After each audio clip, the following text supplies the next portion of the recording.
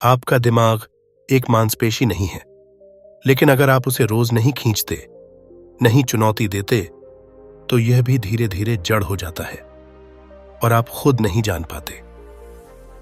यही वह चेतावनी है जो इस किताब की शुरुआत में लेखक देता है। स्ट्रेंथन योर माइंड कोई तात्कालिक मोटिवेशन नहीं, बल्कि एक दीर्घकालिक मानसिक अनुशासन की ओर ले जाने वाली वैज्ञानिक और मनोवैज्ञानिक यात्रा है। इस पुस्तक का उद्देश्य स्पष्ट है, आपको अपने दिमाग को समझने, विकसित करने और मजबूत बनाने की प्रक्रिया सिखाना। लेखक शुरुआत करते हैं उस मुख्य समस्या से जो आज लगभग हर व्यक्ति में पाई जाती है: मानसिक अस्थिरता, असंतुलन और ध्यान की कमी। उनका कहना है कि यह केवल एक व्यक्तिगत कमी नहीं, बल्कि आज के डिजिटल, तेज और विचलित करने वाले युग की एक सामूहिक बीमारी है। दिमाग की ताकत एक समय में जहां साधु संत आत्म संयम से अर्जित करते थे, अब वो हम जैसे आम लोग भी विकसित कर सकते हैं, बशर्ते हम उसे रोज की आदतों से ट्रेन करें। दिमाग की पहली शक्ति है चेतना, लेकिन यह चेतना सिर्फ सोचने की शक्ति नहीं है। लेखक बताते हैं कि ज्यादातर लोग केवल विचारों के गुलाम होते हैं। वे अपने दिमाग को नियंत्रित नहीं करते, बल्कि दिमाग उन्हें नियंत्रित करता है। जब नकारात्मक विचार आता है तो वे उसमें डूब जाते हैं। जब डर उठता है तो वे उस पर अमल कर बैठते हैं। दिमाग की ताकत का पहला लक्षण है यह जानना कि आप अपने विचार नहीं हैं, आप वह हैं जो विचारों को देख सकते हैं। यह समझ पाना और फिर उसे रोजमर्रा की जिंदगी में लागू करना दिमाग को मजबूत करने की पहली सीढ़ी है। इस पर लेखक कुछ बेहतरीन तकनीकें सुझाते हैं, जैसे सोच के भीतर सोच यानी मेटाकॉग्निशन या विचारों को देखने की प्रैक्टिस। उदाहरण के लिए, जब आप किसी के कहे से दुखी होते हैं तो आप खुद से पूछें, क्या मुझे दुखी होना जरूरी है? यह विचार किस आधार पर आ रहा है? जब यह प्रश्न स्वचालित रूप से उठने लगते हैं, तब आप मानसिक स्तर पर सशक्त होने लगते हैं। इसके बाद लेखक हमें ले जाते हैं मानसिक ध्यान और एकाग्रता की दिशा में। आज का व्यक्ति घंटों फोन पर स्क्रॉल करता है, लेकिन 5 मिनट ध्यान से बैठ नहीं सकता। यह एक बहुत बड़ा अलार्म है। लेखक का कहना है कि मानसिक एकाग्रता कोई स्वाभाविक प्रतिभा नहीं, बल्कि एक सीखी गई योग्यता है और इसे दिन प्रतिदिन छोटे अभ्यासों से विकसित किया जा सकता है। उदाहरण स्वरूप, जब आप किसी कार्य में लगे हों तो हर 10 मिनट पर खुद से पूछें, क्या मैं इस समय पूरी तरह यहां हूं? यह सवाल एक मेंटल एंकर की तरह काम करता है जो आपको वर्तमान में खींच लाता है। इसके साथ साथ लेखक भावनात्मक संतुलन पर भी जोर देते हैं। जब भी आप किसी प्रतिक्रिया को अपने अंदर बढ़ता हुआ महसूस करते हैं, गुस्सा, जलन, ईर्ष्या, तो उसका पहला इलाज है पॉज करना, रुक जाना और उस भावना को बिना प्रतिक्रिया दिए देखना।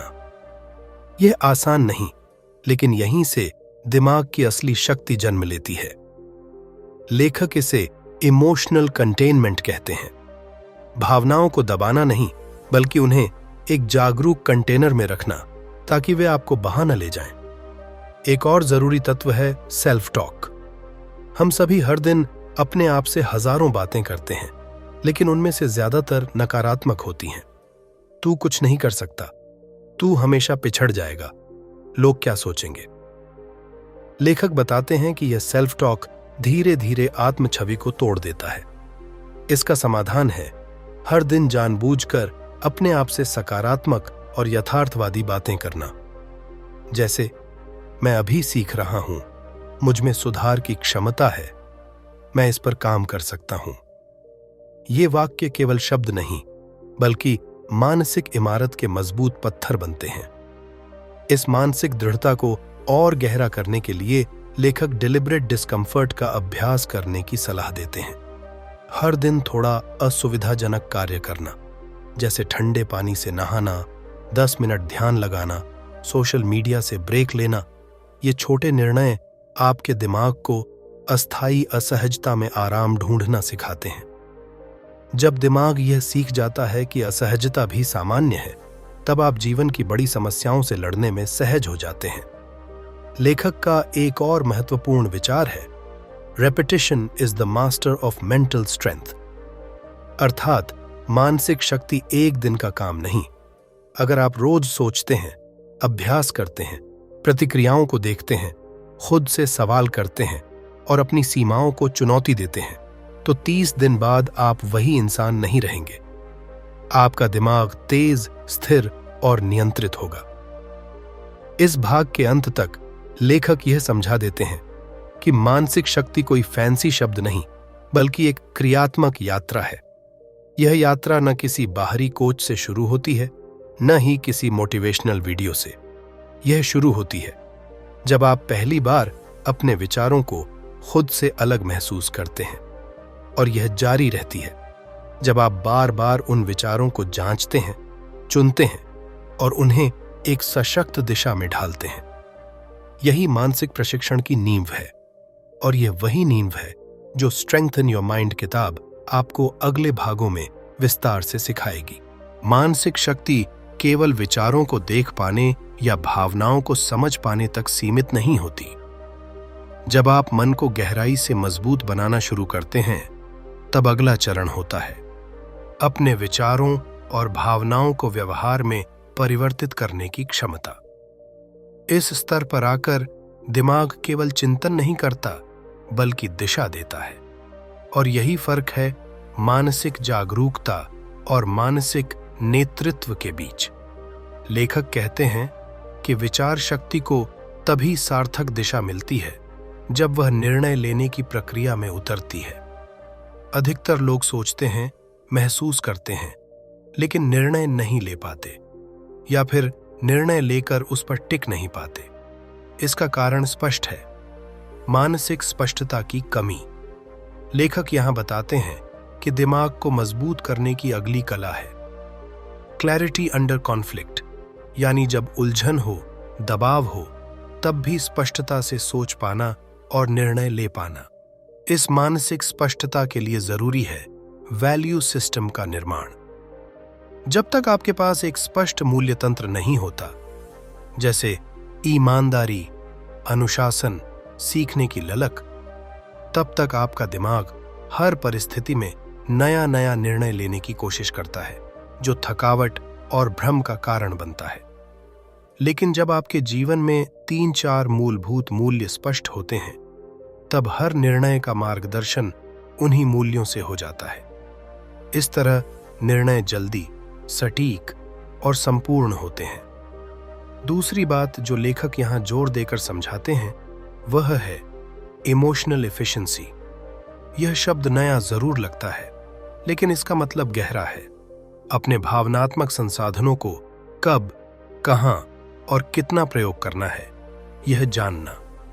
मानसिक रूप से मजबूत लोग किसी भी छोटी बात पर अपने भावनात्मक संसाधन खर्च नहीं करते। वे हर बात पर नाराज, दुखी या उत्तेजित नहीं होते। लेखक कहते हैं कि यह क्षमता अभ्यास से आती है, अपने आप को यह सिखाने से कि हर भावना पर प्रतिक्रिया देना जरूरी नहीं। उदाहरण के लिए, जब कोई आपको अनावश्यक आलोचना करता है, तो सामान्य प्रतिक्रिया होती है गुस्सा या दुख। लेकिन मानसिक रूप से मजबूत व्यक्ति 1 सेकंड के लिए रुकता है, विचार करता है और फिर तय करता है कि क्या इस प्रतिक्रिया के लायक है। यदि नहीं, तो वह उस भावना को अनुभव करता है, लेकिन उस पर प्रतिक्रिया नहीं देता। यह भावनात्मक दक्षता ही दिमाग को कुशल बनाती है। यह दक्षता तब और बढ़ती है जब हम मानसिक सहनशक्ति को विकसित करते हैं। लेखक बताते हैं कि आज के तेज रफ्तार समाज में हर व्यक्ति चाहता है कि वह हर चीज जल्दी कर ले, जल्दी समझे, जल्दी बदले, जल्दी हासिल करे। लेकिन मानसिक शक्ति का रास्ता धीमा, स्थिर और गहरा होता है। यह एक स्लो बर्न है, जिसे प्रतिदिन की छोटे अभ्यास से बनाया जाता है। लेखक इसके लिए कॉग्निटिव एंड्योरेंस ट्रेनिंग का सुझाव देते हैं। यह वैसा ही है जैसे एथलीट्स लंबी दौड़ के लिए अपने शरीर को ट्रेन करते हैं, वैसे ही हम अपने दिमाग को मानसिक थकावट से लड़ने के लिए प्रशिक्षित कर सकते हैं। इसके लिए जरूरी है हर दिन किसी ऐसे कार्य में लगे रहना जो उबाऊ लगे लेकिन जरूरी हो, जैसे एक ही काम पर लगातार 60 मिनट ध्यान लगाना या कोई एक आदत 21 दिन तक लगातार निभाना।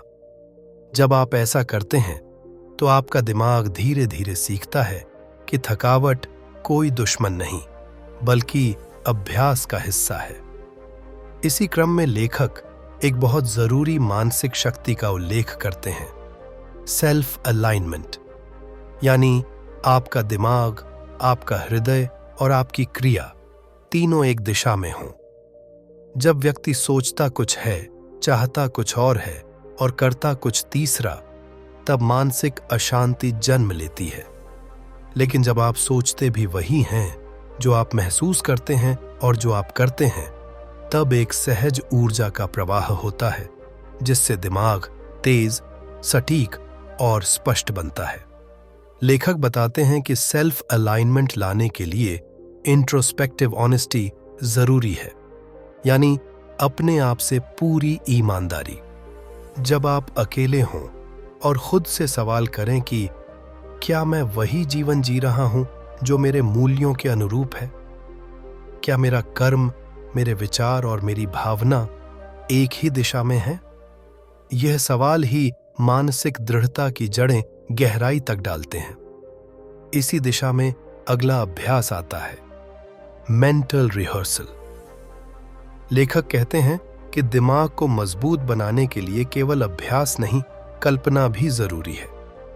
जब आप हर दिन यह सोचते हैं कि आप किस प्रकार का व्यक्ति बनना चाहते हैं और अपनी कल्पना में उस प्रक्रिया को देखते हैं, तो दिमाग उस दिशा में खुद को ढालना शुरू कर देता है। वैज्ञानिकों ने इसे न्यूरल प्राइमिंग कहा है, यानी दिमाग की संरचना को आप रोज की कल्पना से ढाल सकते हैं। तो जब आप रोज सुबह अपने आप को शांत, संयमी और आत्मविश्वासी व्यक्ति के रूप में कल्पना करते हैं और यह सोचते हैं कि आप दिन भर किस तरह निर्णय लेंगे, कैसा व्यवहार करेंगे, तो आपका दिमाग उस मानसिक छवि को सच्चाई मानने लगता है और धीरे धीरे उस दिशा में कार्य करता है। लेखक इस भाग में एक विशेष बात कहते हैं, मानसिक शक्ति कोई ताकतवर बन जाने का रास्ता नहीं है, यह एक संतुलित और स्थिर व्यक्ति बनने का अभ्यास है।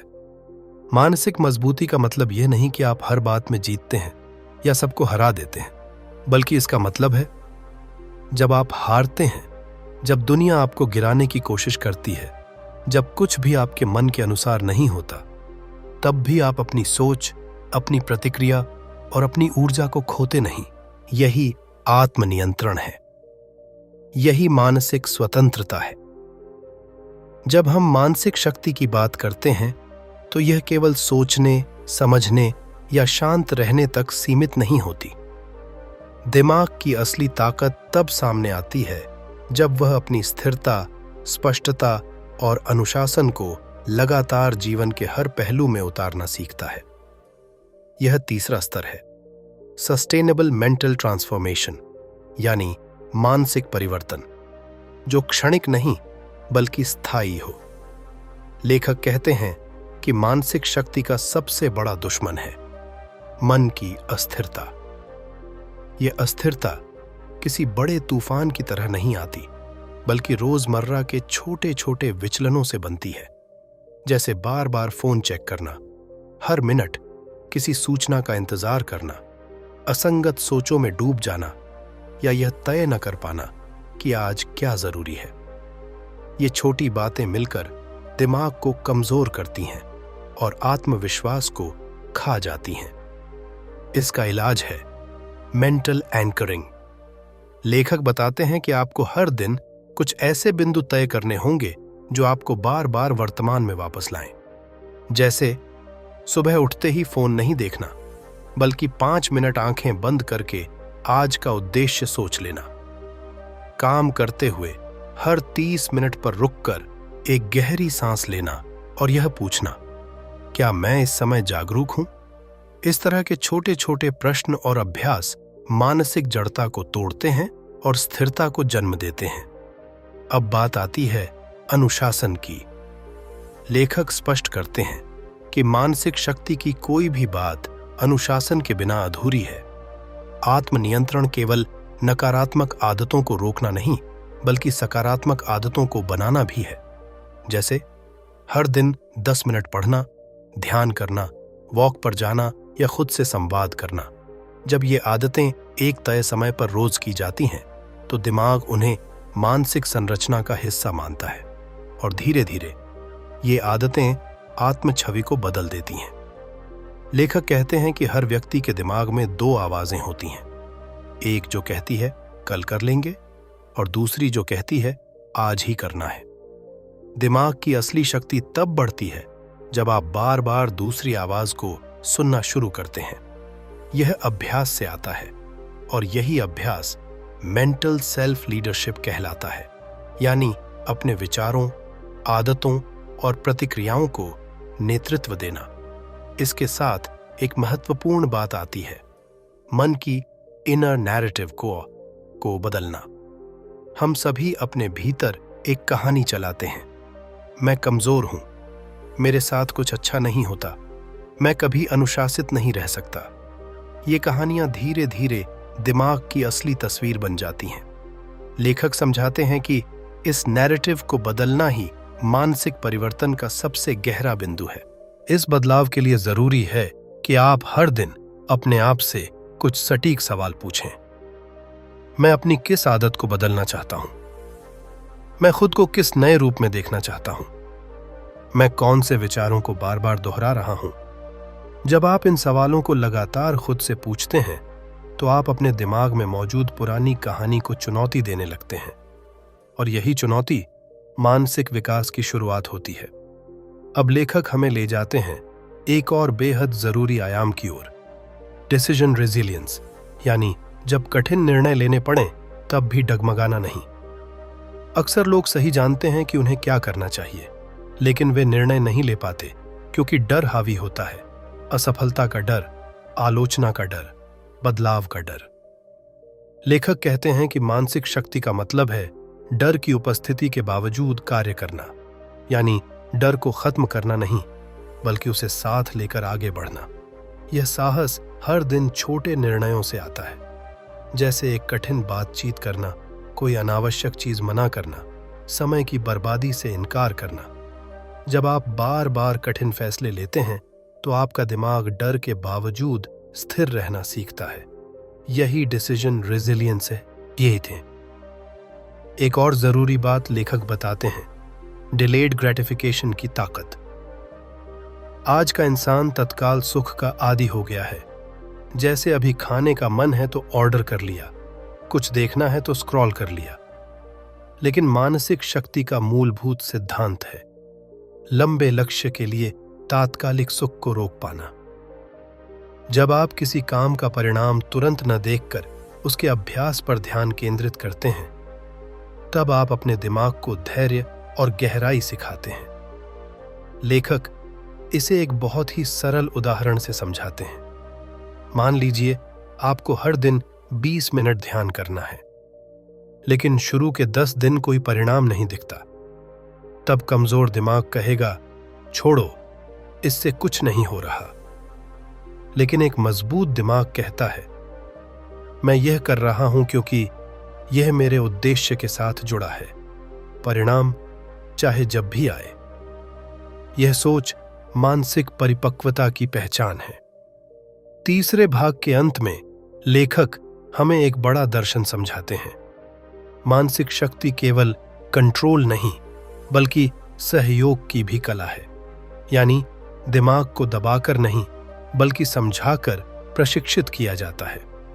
आप जितना विरोध करेंगे, मुझे ऐसा नहीं सोचना चाहिए, मुझे ऐसा नहीं करना चाहिए, उतना ही दिमाग उल्टा काम करेगा। लेकिन जब आप दिमाग से संवाद करते हैं, मैं जानता हूं कि यह भावना अब भी आई है, लेकिन मैं इसे समझता हूं और इसे जाने देता हूं। तो वह धीरे धीरे आपकी बात सुनने लगता है। दिमाग को मजबूत बनाना युद्ध नहीं है, यह एक दोस्ती है। एक ऐसी दोस्ती जो आत्म अनुशासन, स्पष्टता और स्थिरता की जमीन पर खड़ी होती है। दिमाग को मजबूत बनाना केवल आंतरिक अनुभव नहीं, बल्कि बाहरी जीवन में उसे उतार पाना ही इसकी असली परीक्षा है।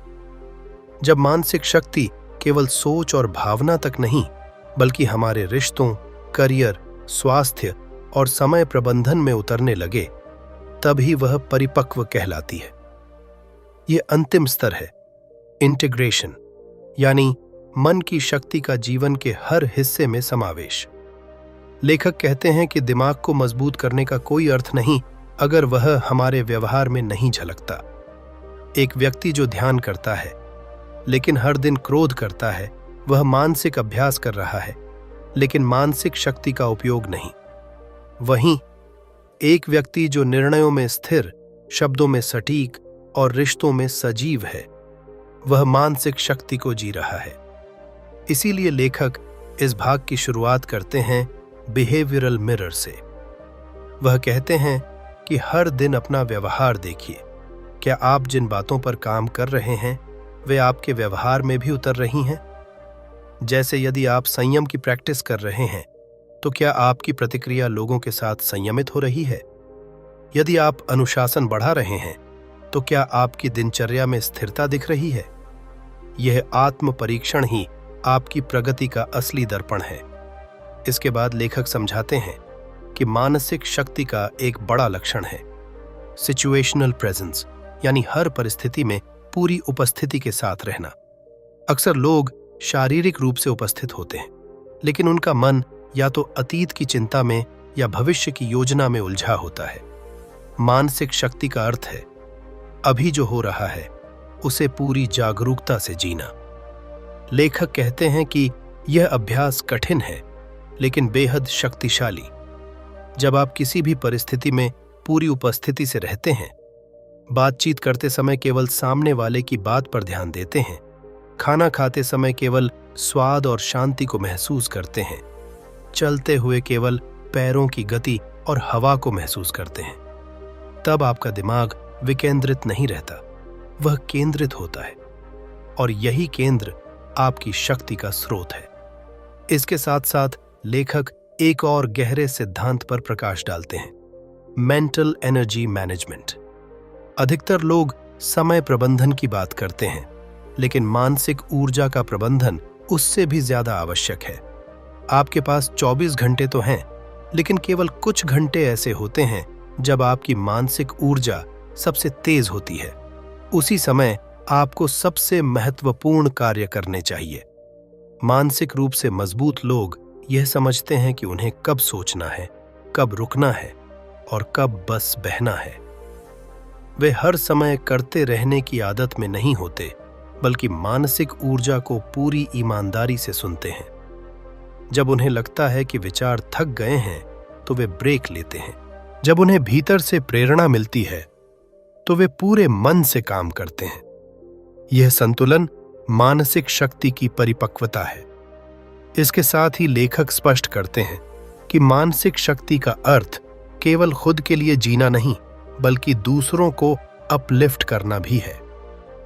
एक मजबूत दिमाग हमेशा दूसरे कमजोर दिमागों को सहारा देता है। आप अपनी स्थिरता और स्पष्टता से दूसरों को आश्वासन देते हैं। आप अपने शांत स्वभाव से दूसरों के क्रोध को शांत करते हैं, और यही मानसिक शक्ति की सबसे बड़ी पहचान है, ट्रांसफॉर्मेशनल इम्पैक्ट।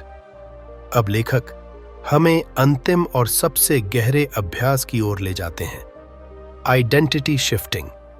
वह कहते हैं कि मानसिक शक्ति की अंतिम अवस्था तब आती है जब आपकी सोच, भावना और व्यवहार तीनों मिलकर एक नया आप बना देते हैं। अब आप केवल वह व्यक्ति नहीं रह जाते जो बदलाव करने की कोशिश कर रहा है, बल्कि आप वही बदलाव बन जाते हैं। आप अब अनुशासन करते नहीं, बल्कि अनुशासित होते हैं। आप आत्मनियंत्रण का अभ्यास नहीं, बल्कि उसका जीवंत रूप बन जाते हैं। यह आइडेंटिटी शिफ्ट धीरे धीरे होती है। यह एक दिन नहीं, बल्कि रोज की छोटी जीतों से बनती है। जब आप बार बार स्वयं को चुनौती देते हैं, जब आप बार बार अपने पुराने विचारों को देख पाते हैं, समझ पाते हैं और बदलते हैं, तब आप अपने पुराने सेल्फ से बाहर निकलते हैं और एक नए सेल्फ में प्रवेश करते हैं। यह नया आप वह व्यक्ति होता है जिसे आप वर्षों से बनना चाहते थे। और अंत में लेखक हमें याद दिलाते हैं कि मानसिक शक्ति कोई गंतव्य नहीं है। यह एक यात्रा है जो हर दिन चलती है, हर अनुभव से गुजरती है और हर मोड़ पर आपको खुद से मिलवाती है। और यह यात्रा तब सबसे सुंदर हो जाती है जब आप अपने भीतर शांति, स्पष्टता और साहस को साथ लेकर चलते हैं। अगर आपने यहां तक सुना है तो इसका मतलब है कि आप वास्तव में अपने दिमाग को मजबूत बनाना चाहते हैं। और यही सबसे बड़ी जीत है, जागरूकता की शुरुआत।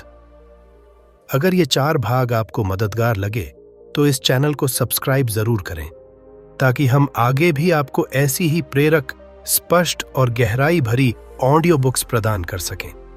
सब्सक्राइब नाउ लाइक करें अगर ये शब्द आपके भीतर कुछ गूंजे हों। इस वीडियो को अपने दोस्तों और परिवार के साथ साझा करें। हो सकता है किसी की जिंदगी बदल जाए। धन्यवाद।